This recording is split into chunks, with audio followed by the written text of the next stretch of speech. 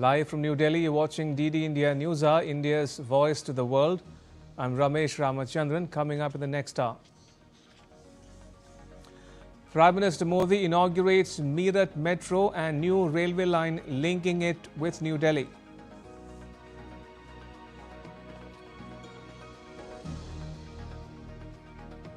In his monthly radio broadcast, the Prime Minister says New Delhi summit a global turning point for harnessing the power of AI.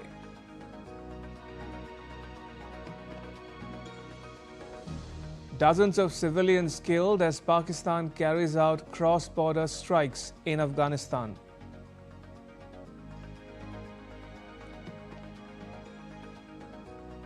After court ruling, US President Trump raises global tariffs from 10 to 15%.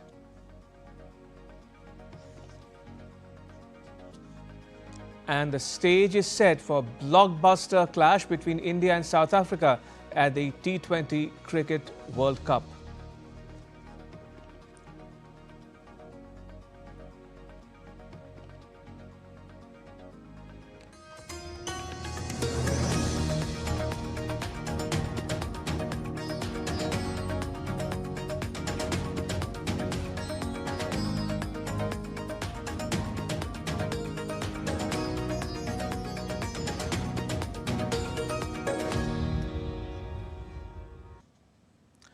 Prime Minister Narendra Modi visited Meerut in Uttar Pradesh state on Sunday. The Prime Minister flagged off the Meerut Metro and a Namo Bharat train from Shatabdi Nagar Namo Bharat station. He inaugurated the 82-kilometer-long Delhi-Meerut Namo Bharat corridor and the remaining sections of India's first Namo Bharat regional rapid transit system. With a design speed of 180 kilometers per hour, Namo Bharat is India's first regional rapid transit system. It will connect urban centres such as Sahibabad, Ghaziabad, Modinagar and Meerut with New Delhi. The Prime Minister inaugurated Meerut Metro between Meerut South and Modipuram, operating on the same infrastructure as the Namo Bharat in a first-of-its-kind initiative in the country. He also travelled on the metro till Meerut South Station. He inaugurated other development projects worth nearly 13,000 crore rupees in Meerut. Afterwards, the Prime Minister addressed a gathering.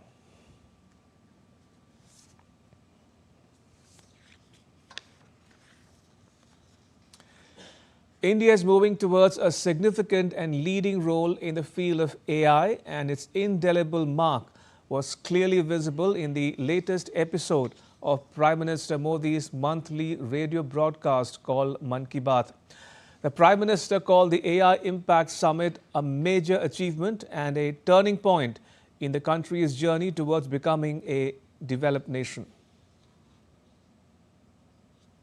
Prime Minister Narendra Modi shared his thoughts with the citizens in 131st episode of Mann Ki Baat. Prime Minister Narendra Modi highlighted the achievements witnessed during the Global AI Impact Summit in Delhi this month. Prime Minister said the summit has proved to be a turning point in the trajectory of how the world will utilize the power of AI in the future. Summit में मुझे world leaders और take CEO से मिलने का भी अवसर मिला। AI summit की एग्जीबिशन में मैंने वर्ल्ड लीडर्स को ढेर सारी चीजें दिखाई। मैं दो बातों का विशेष रूप से उल्लेख करना चाहता हूं। समिट में इन दो प्रोडक्ट्स ने दुनिया भर के लीडर्स को बहुत प्रभावित किया। पहला प्रोडक्ट अमूल के बूथ पर था। इसमें बताया गया कि कैसे एआई जानवरों का इलाज करने में हमारी मदद कर रही है और कैसे 24/7 एआई असिस्टेंट की मदद से किसान अपनी डेयरी और जानवर का हिसाब रखते हैं। साथियों, दूसरा प्रोडक्ट हमारी संस्कृति से संबंधित था। दुनिया भर के लीडर्स ये देखकर हैरत में पड़ गए कि कैसे एआई की मदद से हम हमारे प्राचीन ग्रंथों को, हमारे प्राचीन ज्ञान को, हमारी पांडुलिपियों को संरक्षित कर रहे हैं, आज की जनरेशन के अनुरूप ढाल रहे हैं। Prime Minister highlighted the importance of translating and preserving manuscripts, showcasing India's ancient knowledge, language, and rich heritage into multiple Indian and foreign languages using modern AI avatar. Exhibition के दौरान डिस्प्ले के लिए सुश्रुत संहिता का चयन किया गया। पहले स्टेप में दिखाया गया कि कैसे टेक्नोलॉजी की मदद से हम पांडुलिपियों की इमेज क्वालिटी सुधारकर उन्हें पढ़ने लायक बना रहे हैं। सेकंड स्टेप में इस इमेज को मशीन के पढ़ने लायक टेक्स्ट में बदला गया। अगले स्टेप में मशीन रीडेबल टेक्स्ट को एक एआई अवतार ने पढ़ा और फिर अगले स्टेप में हमने ये भी दिखाया कि कैसे टेक्नोलॉजी से ये अनमोल भारतीय ज्ञान इंडियन लैंग्वेजेस और विदेशी भाषाओं में ट्रांसलेट किया जा सकता है।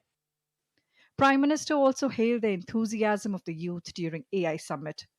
He also mentioned the 3 Made in India AI models launched during this period. Congratulating the countrymen for its immense success, Prime Minister described it the biggest AI summit ever. Bureau Report, DD India. In his radio broadcast, the Prime Minister spoke about Arlen Sherin Abraham, a 10-month-old infant from the state of Kerala, who was one of India's youngest organ donors. In his latest Mann Ki Baat episode, Prime Minister Narendra Modi highlighted the inspirational stories of organ donations. Prime Minister shared the story of 10-month-old infant Arlen Sherin Abraham from Kerala. Her name has joined the ranks of the nation's youngest organ donors. कुछ ही दिन पहले हमने केरला की एक नन्ही मासूम आलिन Sherin Abraham को खो दिया है। महज 10 महीनों में वो इस दुनिया से चली गई। कल्पना कीजिए, उसके सामने पूरी जिंदगी थी जो अचानक खत्म हो गई। कितने ही सपने और खुशियां अधूरी रह गई।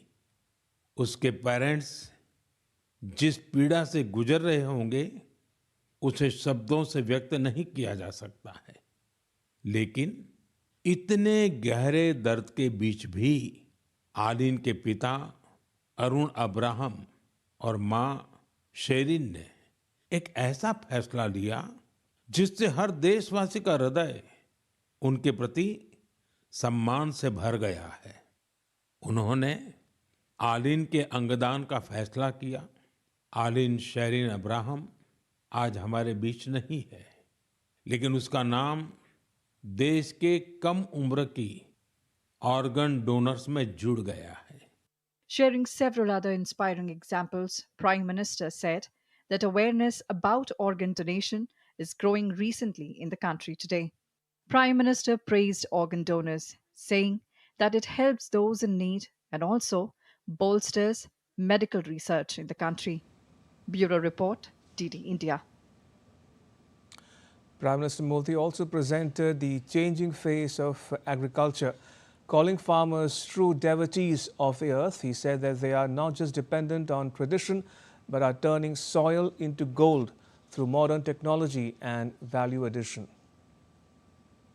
मीरूत पटेल नाम के एक युवा किसान से जुड़ी जानकारी वाकई बहुत प्रेरक है।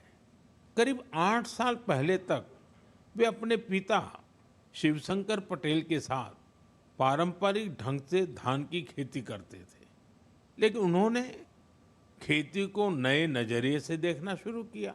अपने खेत के तालाब के ऊपर उन्होंने मजबूत जालीदार ढांचा बनाया, उस पर बेल वाली सब्जियां उगाई, तालाब के चारों ओर केले, अमरूद और नारियल लगाए और तालाब में मछली पालन भी शुरू किया। यानी एक ही जगह पारंपरिक खेती भी हो रही है, सब्जी भी, फल भी, मछली भी, इससे जमीन का बेहतर उपयोग हुआ, पानी की बचत हुई। The Prime Minister also advised people to exercise caution when receiving messages or calls related to KYC updates. He explained how banks periodically perform KYC or Know Your Customer to ensure security of accounts. Take a listen. सभी जानते हैं कि आजकल pension, subsidy, बीमा, UPI सब कुछ bank खाते से जुड़ा है। इसी वजह से बैंक समय समय पर केवाईसी करते हैं ताकि आपका बैंक अकाउंट सुरक्षित रहे। हाँ, इसमें भी आपको एक बात याद रखनी है, जो अपराधी हैं वो फर्जी कॉल करते हैं, एसएमएस और लिंक भेजते हैं, इसलिए हमें सतर्क रहना है और ऐसे धोखेबाजों के झांसे में नहीं आना है। केवाईसी या री केवाईसी केवल अपने बैंक की शाखा या आधिकारिक ऐप और ऑथराइज्ड मीडियम से ही कराएं। ओटीपी, आधार नंबर या बैंक खाते संबंधी जानकारी किसी को भी न दें और सबसे अहम बात, अपने पासवर्ड को समय समय पर जरूर बदलते रहें। Still to come on DD India Newshour. Hundreds march in France to protest against a far-right activist's killing as President Macron urges calm.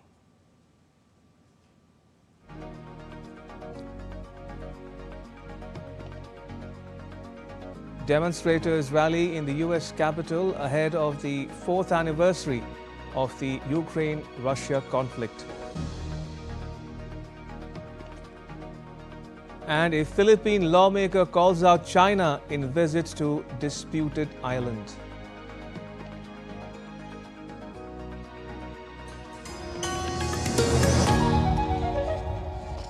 Can the US launch a bombing campaign against Iran? The Philippines vessel suffered structural damage. The saga of child sexual abuse is the United States China's debt trap strategy. Truth is stranger than fiction. But sometimes hard to uncover.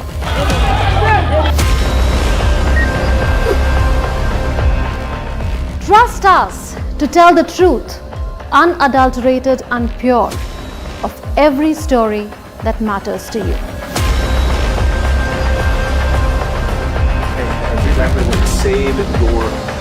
You read between the lines, cut the clutter, and connect the dots to get you the full picture. Watch Connecting the Dots at these times with me, only on DD India.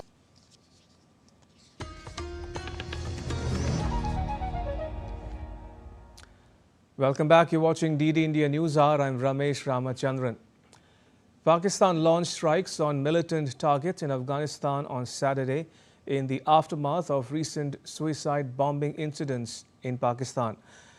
Pakistan launched the strikes after a suicide blast at a Shiite mosque in Islamabad 2 weeks ago and other such attacks more recently in northwestern part of the country. The Taliban said that women and children were among the dozens killed and injured in the attacks. Afghan Defense Ministry vowed an appropriate response at a suitable time. For its part, Pakistan's Information Ministry said the attacks featured quote-unquote intelligence-based selective targeting of 7 terrorist camps and hideouts belonging to the Pakistani Taliban as well as the Islamic State Khorasan province along the Afghan border. In a statement, it added that it had conclusive evidence the attacks were carried out by the Khawarij, employing a term by which it refers to the Pakistani Taliban. Kabul has repeatedly denied allowing militants to use Afghan territory to stage attacks in Pakistan.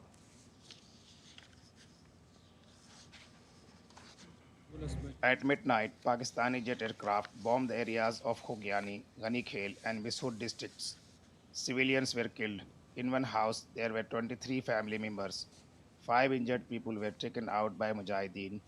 They are still trying to bring the dead out from under the rubble. The Taliban government has consistently denied sheltering anti-Pakistan armed groups. Take a look now at why relations between the two neighbors are tense.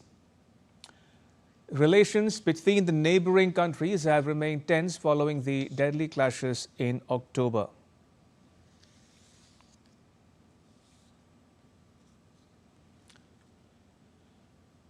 The fighting followed explosions in Kabul, which Afghan officials blamed on Pakistan.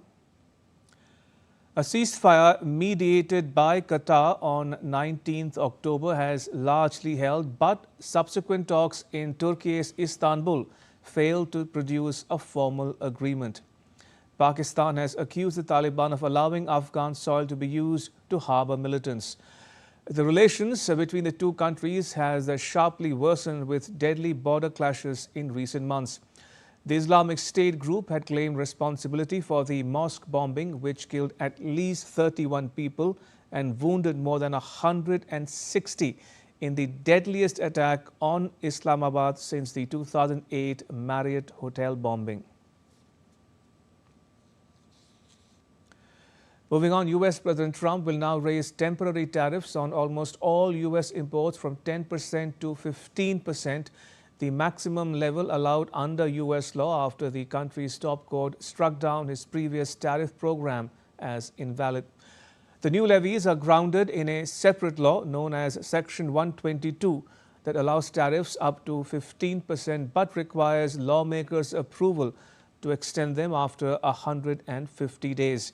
But shortly after the court's 6-3 ruling on Friday that rejected the president's authority to impose tariffs under a 1977 Economic Emergency Powers Act, President Trump had initially announced a new 10% global levy by invoking a different legal avenue.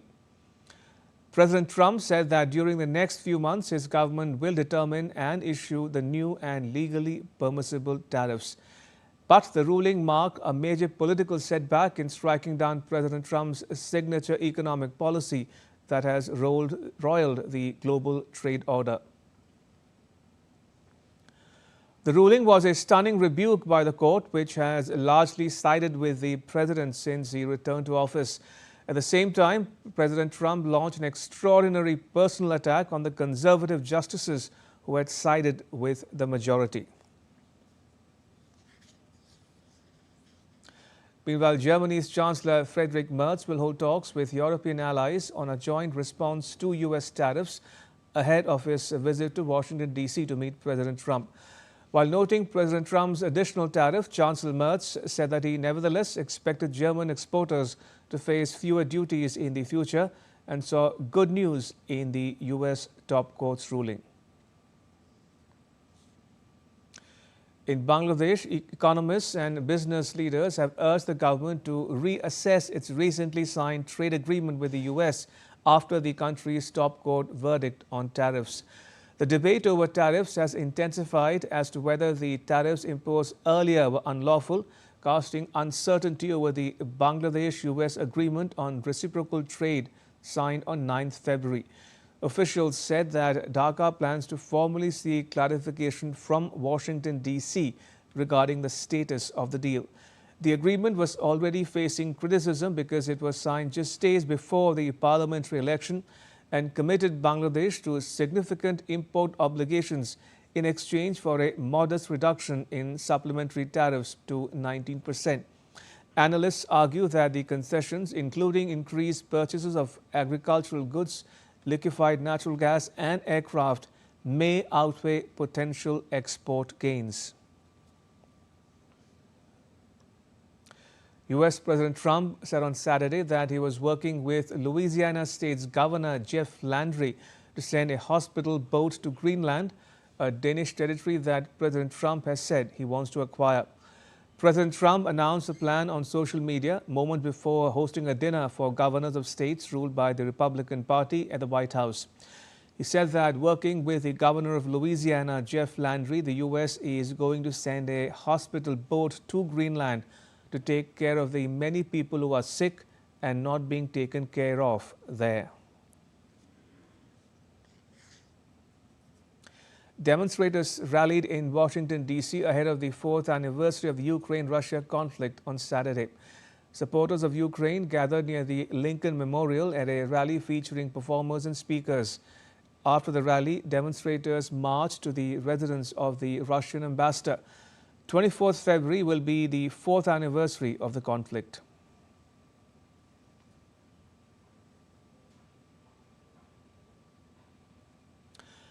Arab nations condemned on Sunday remarks by U.S. Ambassador to Israel Mike Huckabee after he suggested that Israel would be justified in controlling vast tracts of West Asian land on biblical grounds. In a joint statement led by Saudi Arabia, 14 countries and 3 major regional blocs described comments by him as dangerous and inflammatory and a blatant breach of international law. The Arab nations said his remarks pose a grave threat to West Asia's security and stability.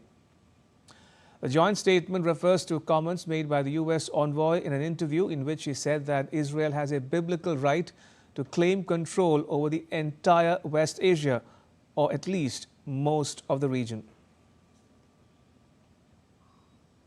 Thousands of people marched in the French city of Lyon on Saturday following the killing of a far-right activist who was beaten to death last week by alleged hard left activists in an incident that has shocked the nation.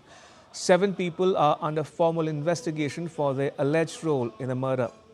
France's President Emmanuel Macron called for calm ahead of the rallies and said that he would hold a meeting with ministers on all violent groups next week.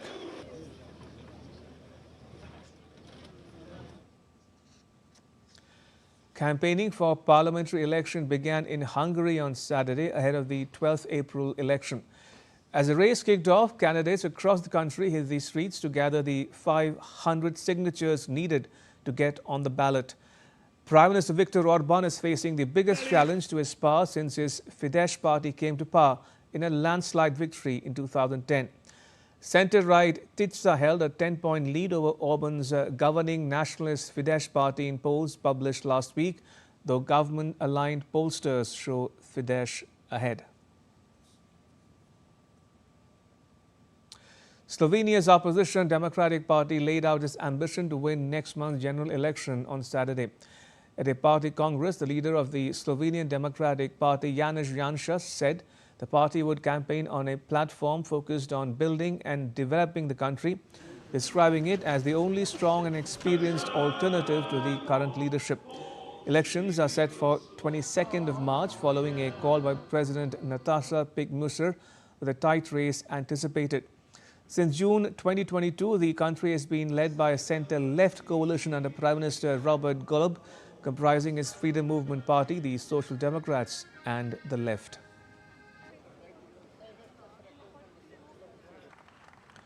A second batch of U.S. medical supplies landed in Venezuela on Saturday amid a broader reset in ties that has included oil-related talks and sanctions relief following the U.S. military intervention in Caracas on 3rd January. The top U.S. diplomat in Venezuela and Venezuela's envoy to the U.S. received the aid. This is the second shipment to land in Venezuela following a delivery of medicines that arrived on 13th February. The leader of Venezuela's legislature has said that the South American nation has received more than 1,550 requests under its new amnesty law. Rodriguez, in a press conference on Saturday, said that hundreds of prisoners who are currently being released under the law, which was passed by the ruling party-controlled legislature on Thursday. He said 8 prisoners had been freed from detention in the capital Caracas on Saturday alone. Amnesty is not automatic under the law. Petitioners must ask the court handling their cases. Venezuela's interim president Delcy Rodriguez pushed for the legislation after she rose to power following the capture of President Nicolas Maduro. The legislature unanimously adopted the landmark amnesty law on Thursday, and Ms. Rodriguez hailed its passage, describing it as a step towards a more democratic, fairer and freer Venezuela. A Philippine lawmaker visited Situ Island in the disputed waters on Saturday, calling for deepening defense relationships and continuous pushback against China's claims in the South China Sea. Situ Island, known as Pagasa in the Philippines, is home to about 400 Filipinos, mostly fishers and their families. The lawmaker believed that Filipinos were not ready to give up any portion of the West Philippine Sea, using Manila's favored term for the waters off its western coast. While welcoming the strengthening of the Philippines' treaty relationship with the US in recent years, the lawmaker said that Manila hoped to bring even more like-minded nations into the fold. At least 50 people were killed and several women and children abducted after armed men attacked a village in Nigeria's northwestern Zamfara state. The attack took place overnight from Thursday to Friday in a remote village with limited access. Authorities said that the situation has since returned to normal. Traditional leaders and local government officials were still accounting for the missing. The armed groups, known locally as bandits, operate from forests across several northwestern states from where they carry out these attacks. Despite prolonged military efforts, violence continues as insecurity remains a major challenge in Nigeria and pressure grows on the government to restore stability. American salsa legend Willie Colon has died at the age of 75, his family confirmed on Saturday. The cause of the death was not disclosed. He was a pioneering trombonist, vocalist and composer who used to blend jazz, rock and Afro-Caribbean rhythms, leaving a lasting impact on salsa music. Hundreds gathered in a park near Moscow to celebrate the end of winter at the Maslenitsa festival. Visitors enjoyed concerts, contests and watched Russia's tallest Maslenitsa effigy set ablaze. Maslenitsa is a tradition celebrated in Russia, Belarus and Ukraine, symbolizing the farewell to winter. Hanoi is celebrating the 237th anniversary of the historic 1789 victory with the annual Dong Da Festival held on the 5th day of the Lunar New Year. The festival honors Emperor Quang Trung and the Tay Son Army for protecting the country's independence. This year's event combines traditional rituals including processions and ceremonial offerings with cultural performances, sports activities and folk games. Still to come on DD India Newshour. An expert take on the latest Pakistani strikes inside Afghanistan.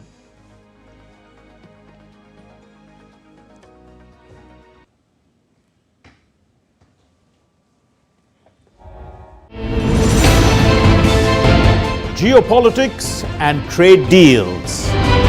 Economic challenges amid development. Hard work and the path to prosperity. It's the economy, always. Between walkers, money is what money does and says.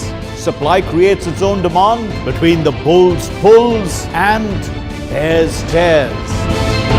When supply chains globalization and India rises to the podium. We'll get you centered with the economic brief at 8 p.m. every Thursday on DD India.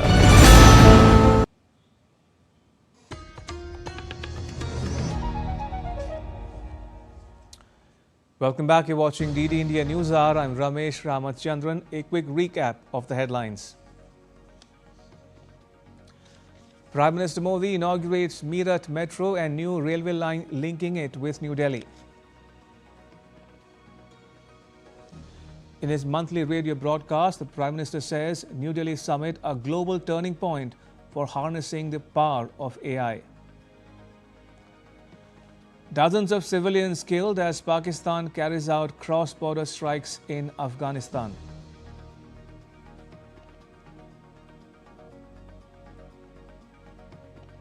After court ruling, US President Trump raises global tariffs from 10 to 15%. And the stage is set for a blockbuster clash between India and South Africa at the T20 Cricket World Cup.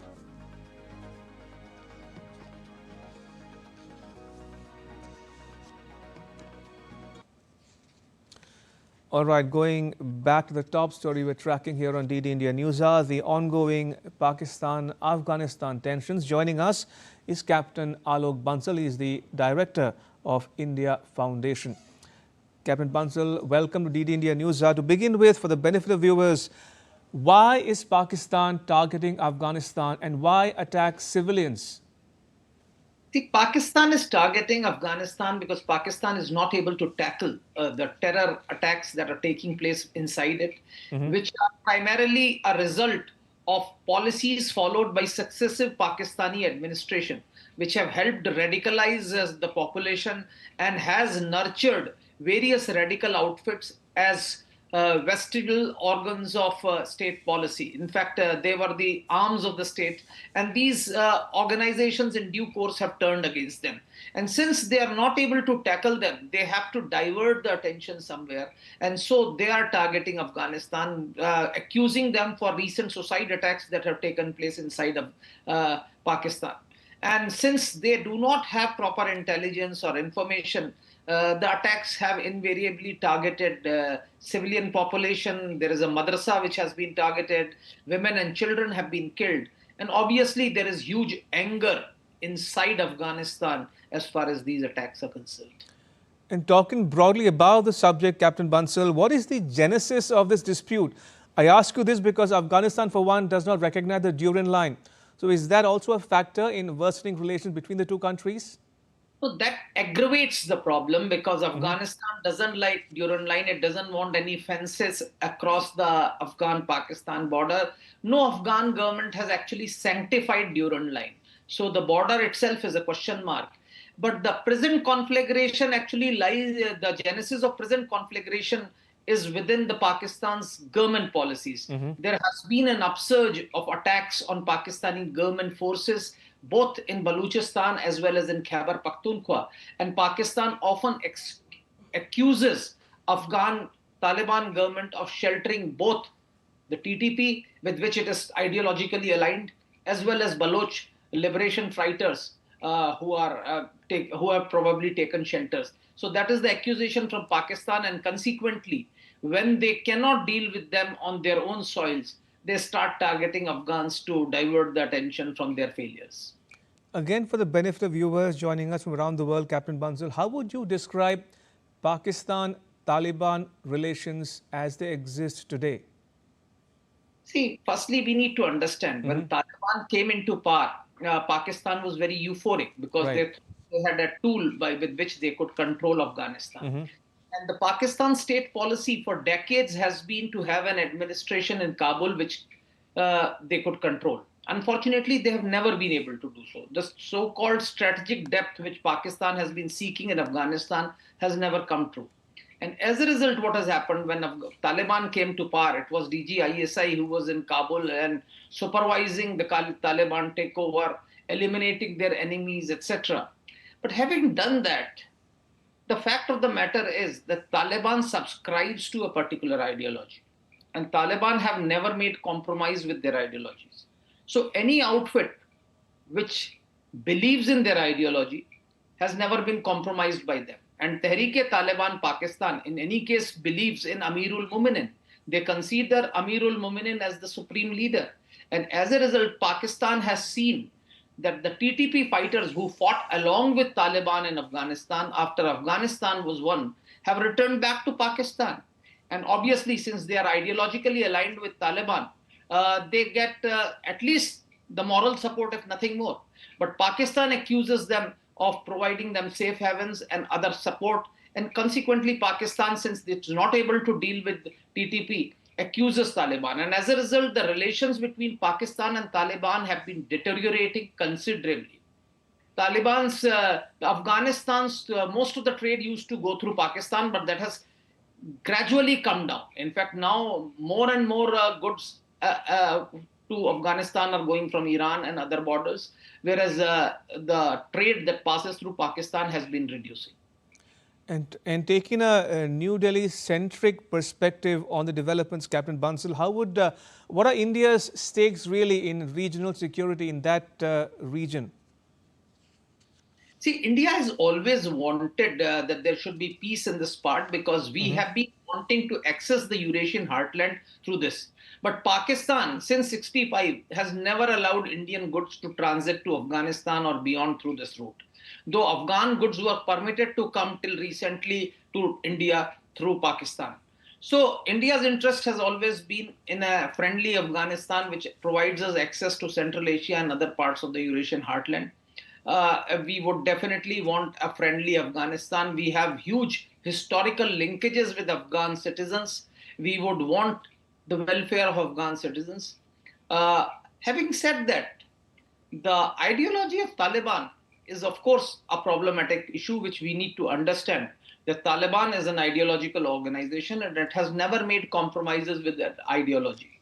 So if it succeeds in Pakistan, it would try and export its ideology to other countries in the neighborhood. So that factor also India needs to be cognizant of, because radical outfits do gain at least moral support from Taliban, if not more, which includes safe havens or material support at times. If I may, Captain Bansal, just to add to that point you were making there, in contrast to Pakistan, observers suggest that India's ties with Taliban are on the upswing. So how does that square with the fears that you've just expressed? See, I think we are dealing with Taliban only so far as providing aid to the Afghan citizens are concerned and dealing with them, because Afghanistan's citizens look up to India. India has one of the most favorable ratings as far as Afghan citizens are concerned, and they are going through hell. So I think India has to provide them sustenance and support, and this can only be provided through the regime in power, which is Taliban. So India has a working relationship with Taliban. We have not recognized the government. We have a decent functioning working relations. So that is what is happening, I think. And as relations with Pakistan deteriorate, there is, of course, people see it as a contrasting dimension, that relations with India are improving while relations with Pakistan are deteriorating. All right, we'll leave you there for now, Captain Bansal. Thank you for joining us and sharing your thoughts with our viewers at home and abroad. Thank you. Appreciate it. Right, moving on, Germany's ruling Conservatives on Saturday passed a motion to ban social media use for under 14s and introduce more stringent digital verification checks for teenagers, building momentum for such limits in Germany and elsewhere in Europe. Chancellor Merz's Christian Democratic Union also called for fines for online platforms that failed to enforce such limits, as well as European Union-wide harmonization of age standards. Merz's coalition partners, the Social Democrats, have backed social media curbs for children. Pressure from both parties in the coalition makes it increasingly likely that the government will push for restrictions. But under Germany's system, media regulation is a state-level responsibility, and states must negotiate with each other to agree to consistent nationwide rules. A growing number of countries, including Spain, Greece, France and Britain, are looking at similar social media bans or restrictions on accessing platforms such as TikTok or Instagram. It follows the example of Australia, which last year became the first country to force platforms to cut off access for children.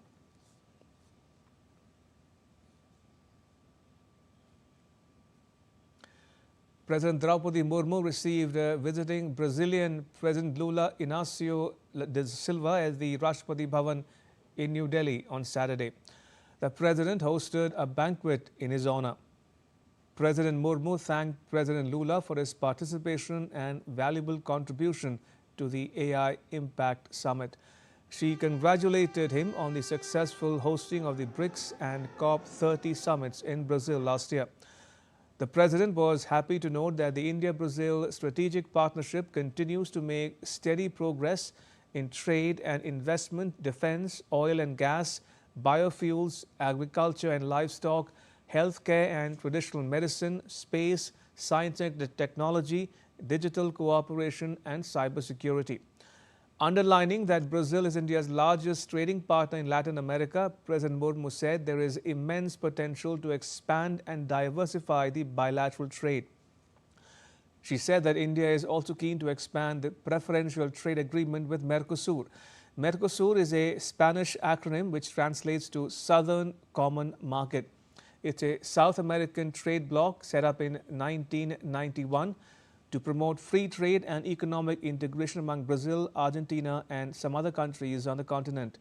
President Murmu said, as leading voices of the Global South, India and Brazil must continue working towards reform of multilateral institutions, particularly the United Nations Security Council, to make them more representative of contemporary realities. Brazil's President Lula on Sunday held a press conference in New Delhi, speaking to a media on growing India-Brazil relationship and the scope of cooperation between the two major economies. The President highlighted the immense potential of growth in terms of bilateral trade.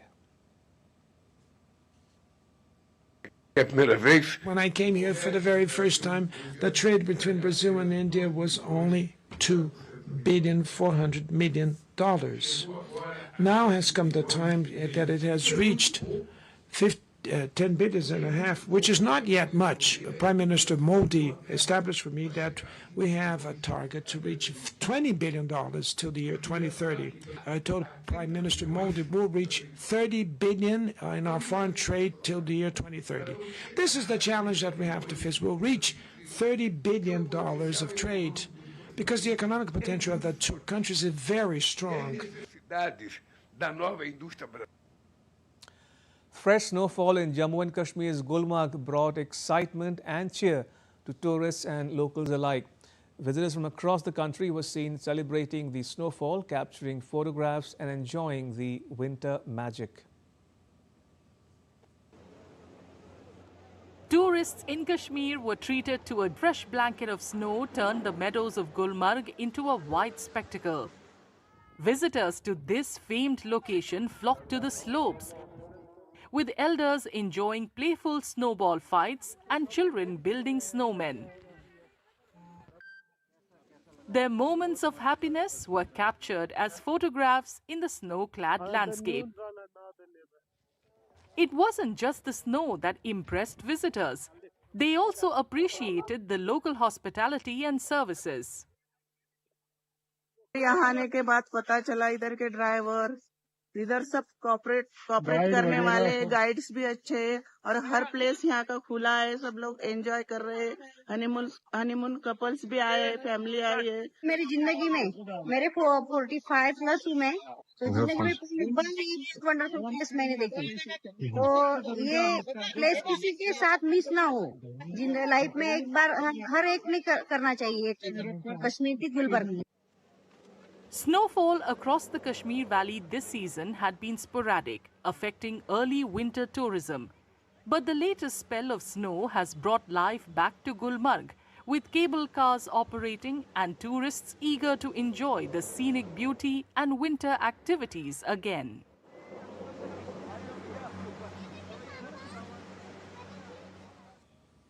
And still to come on DD India Newshour. Political drama Yellow Letters wins Berlin's Golden Bear Award.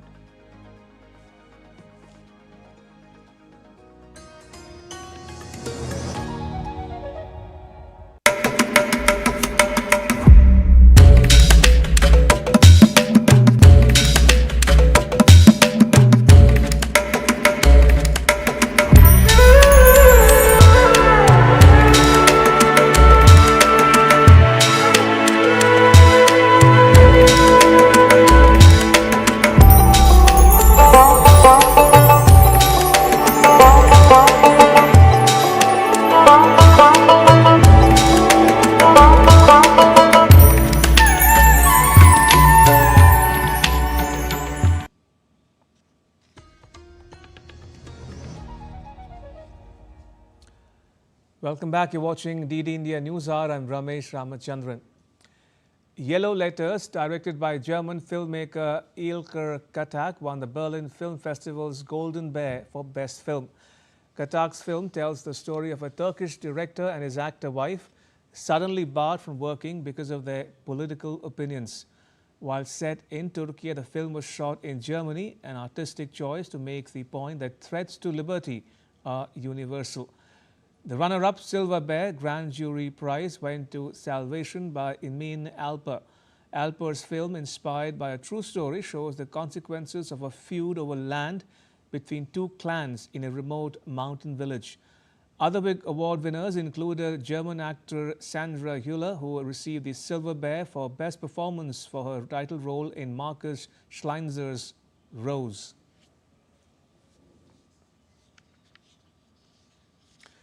U.S. Space Agency NASA on Saturday announced that it may need to roll back the Artemis II rocket and Orion spacecraft after detecting an interrupted flow of helium essential for the launch. The agency warned that this issue will impact the March launch window. NASA said it was targeting 6th March for the launch of 4 astronauts around the moon and back. The crew includes 3 U.S. and 1 Canadian astronaut. The mission will be humanity's farthest space flight and the first crewed moon journey after more than 50 years. Artemis II is a key step toward NASA's Artemis III mission, which aims to land astronauts on the moon in 2028. And now to all the news from the world of sport. India's unbeaten run in the T20 Cricket World Cup now enters the Super 8 stage with a high-profile clash against South Africa, a repeat of the 2024 T20 final and a contest between two in-form sides. DD India's Abhishek Mahajan reports from Ahmedabad. India begin their Super 8 campaign with a blockbuster against South Africa. Both teams unbeaten, both in commanding form, and a repeat of the last T20 World Cup final. With 4 wins in 4 matches, India have looked the most complete side in the tournament, dominating the key phases with both bat and ball and producing a different match winner every night. The only talking point is Abhishek Sharma, 3 games without a run, but in this format, 1 power play is enough to change the direction of a match, and the team continues to back its impact player. South Africa, meanwhile, arrive with a different identity. Their campaign has been built on collective strength, contributions across the batting order, and a bowling attack that has delivered in partnerships. The head-to-head numbers favour India. They lead South Africa 21-13 in T20 internationals and 5-2 in T20 World Cups, including the title clash in 2024.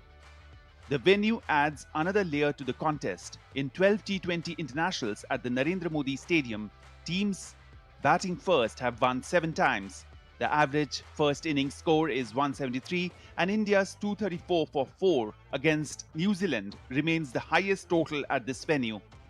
It was here in Ahmedabad that India beat South Africa by 30 runs in a high-scoring thriller just a couple of months ago. Surya Kumar Yadav and his side will be hoping for a repeat, but on a much bigger stage now.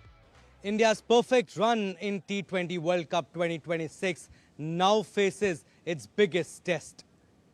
A Super 8 showdown against mighty South Africans. A repeat of 2024 World Cup final with both sides arrive at Narendra Modi Stadium unbeaten. Certainly high stakes, high quality encounter. With cameraman SP Dubey, this is Abhishek Mahajan in Ahmedabad for DD India. And Abhishek Mahajan joins us from Ahmedabad for more. Abhishek, tell us about India's playing 11. Any changes likely? Yes, Ramesh, people are calling it a final before the final, and it's a big game, India versus South Africa. The match will start at 7 p.m. Indian Standard Time at Narendra Modi Stadium. We're talking about the playing 11. Yes, certainly there would be, there won't be wholesale changes, but yes, one change is expected. Akshar Patel should come in place of Washington Sundar. Washington Sundar came back after injury. He was tried in the last game against Netherlands. He was not that effective. So I think Akshar Patel, who has been doing well in the entire tournament, and they have been, Indian team management, they have been using him in the power plays also in bowling. He is good with the bat also. I think Akshar Patel, that's the only change that is expected in today's game. And what about deployment of bowlers during India's power play? Yes, Ramesh, Indian team management, especially Surya Kumar Yadav, they have been using horses for courses policy in the sense that in the first game, if you say Mohammad Siraj bowled in the power play along with Jasprit Bumrah. Jasprit Bumrah wasn't there, Arshdeep Singh. So in the last game also we saw Jasprit Bumrah and Arshdeep Singh open the bowling. Against Pakistan we saw Hardik Pandya opening the bowling for the Indian team. In 2 matches, in fact, Hardik Pandya has started the bowling. But it looks like Arshdeep Singh and Jasprit Bumrah stayed into the attack against South Africans, Aiden Markram and Quinton de Kock. They look in good form, and if they bat first, if South Africans are batting first, I think straight away Arshdeep Singh and Jasprit Bumrah should bowl. And Varun Chakravarti, we saw in the last game also, he bowled. He had come to bowl in the power play. If the pitch is gripping, if there is spice in the wicket, I think Varun Chakravarti might come in the 5th or 6th over. But it looks like Bumrah and Arshdeep should start the proceedings. Now, Abhishek, Indian cricket fans are worried about Abhishek Sharma's form. What's the reason why Abhishek Sharma is not clicking? Oh yes, Ramesh, certainly, I mean, he has not opened his account yet in the tournament. 3 knots, 4 in 5 games in total, if you see in T20s. If you see 5 in 7 have been zeros in the last 7 games that he has played. The reason is that opposition, they have done their homework, certainly cramping up his arc, his hitting arc. If you see in the tournament also, that has been the pattern that the opposition has followed. They are slowing up the pace in the sense that we saw against Pakistan. Salman Ali Agha had come on to bowl. Aryan Dutt against Netherlands. We have seen that in the previous 2 games also, slowing up the pace. 2 players at the square, one at long off initially, and then the other at deep covers. So cramping up, restricting his hitting arc, and that's the reason why that he has not been doing well. But yes, Surya Kumar Yadav, India's captain, said at the pre-match press conference that he is not worried at all about Abhishek's form. He is hitting the ball well in the nets, and he in fact went on to say the statement that I'm worried about those who are worrying about Abhishek Sharma's form. There is no way that he will be replaced by some other player, because there were talks that Sanju Samson might come in place of Abhishek Sharma, looking at his form. But Surya Kumar Yadav has shown confidence, and it's a good sign that Team India has been backing their opener, who has been destructive in the last 1 year or so. Abhishek, let's talk a bit now, if you will, about South Africa. Could South Africa's bowlers in general and spinners in particular derail India's campaign? Yes, India have been a little vulnerable, if I may use that word, against spinners in the tournament. If you see, out of 31 wickets in total in the tournament so far, 15 wickets have gone to the spinners, 8 wickets to the off spinners. If you talk about the statistics, especially Abhishek Sharma, he has looked a little cautious, a little vulnerable against spinners. But South Africa, Ramesh, interestingly, they don't have frontline spinners, frontline off spinners, I should say. Aiden Markram, he was toiling hard day before yesterday in the nets. So we might see Aiden Markram opening the bowling for South Africa in front of Abhishek Sharma and Ishan Kishan. They also have Keshav Maharaj in their playing 11, who is a slow left-arm orthodox. He's a good bowler. And also George Linde. He's also he played the last game for South Africa. It looks unlikely that he'll be in the playing 11, looking at the team combination, because their I mean, if you talk about their confidence lies in Kagiso Rabada and Lungi Engidi. That's their strength. That's their strong point also. If they are playing Kagiso Rabada and Lungi Engidi, it looks like that George Linder will be out of the playing 11. But yes, Aiden Markram and Keshav Maharaj will play a big role for South Africa, especially in the power play in the first 6 overs against India. All right, Abhishek, we'll leave you there for now. Abhishek Mahajan reporting there from Ahmedabad. Thank you. Appreciate it. In more cricketing news, a battle for spin bowling supremacy is on the cards as England clash with Sri Lanka in the other Super 8 match. England enter the Super 8s aiming to replicate the dominance of their 3-0 sweep in Sri Lanka earlier this month.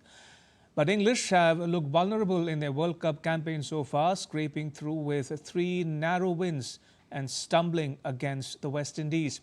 Meanwhile, co-hosts Sri Lanka have shown flashes of brilliance in the group stage with 3 wins out of 4, including a clinical 8-wicket win over Australia. The Lankans would look to cash in on their home advantage, while England would seek to reclaim the clinical form they displayed at this very venue just weeks ago. And that's all for this edition of DD India Newshour. You can get the latest news on the DD India mobile app on both Android and iOS platforms. Scan the QR code to download it.